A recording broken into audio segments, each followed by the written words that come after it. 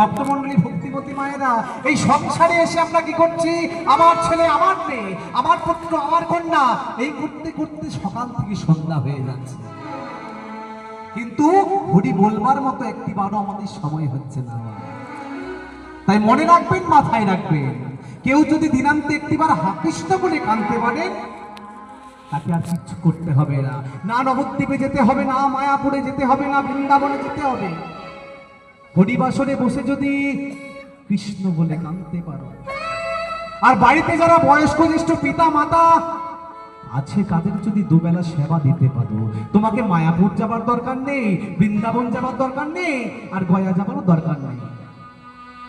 হরি বললেই মনুষ্য জন্মটা সার্থক হয়ে যাবে।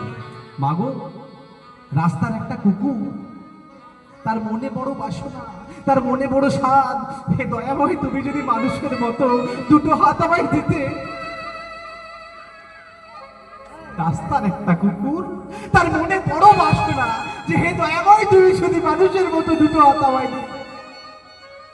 সেই হাত দিয়ে আমি তোমার সেবা করতাম, সেই হাত দিয়ে আমি তোমার পুজো করতাম। কিন্তু আমরা মনুষ্য দেহ পেয়েও এই সংসারে এসে আমাদের গোবিন্দ সেবা করার মতো সময় নেই।